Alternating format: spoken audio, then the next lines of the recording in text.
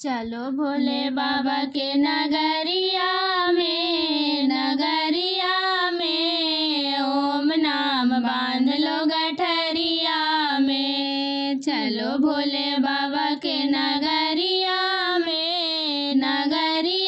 में ओम नाम बांध लो गठरिया में। हरिद्वार जाके भोले को मनाएंगे, हरिद्वार जाके भोले को मनाएंगे, भोले को मनाएंगे जी दिल से मनाएंगे, भोले को मनाएंगे जी दिल से मनाएंगे। भोले बसा लो नजरिया में, भोले को बसा लो नजरिया में। ओम नाम बांध लो गठरिया में, ओम नाम बांध लो गठरिया में। चलो भोले बाबा के नगरिया में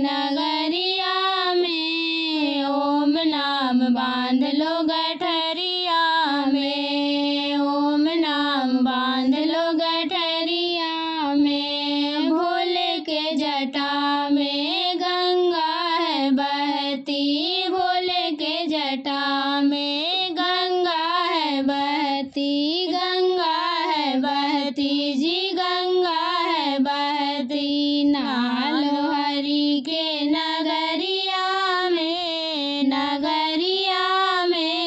ओम नाम बांध लो गठरिया में, ओम नाम बांध लो गठरिया में। चलो भोले बाबा के नगरिया में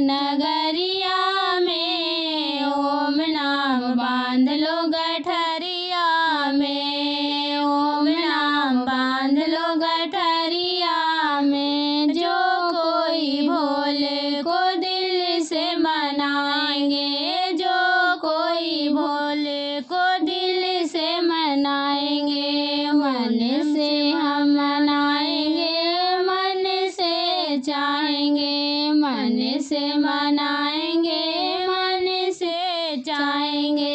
फल पाएंगे भर देंगे सबके गगरिया में ओम नाम बांध लो गठरिया में, ओम नाम बांध लो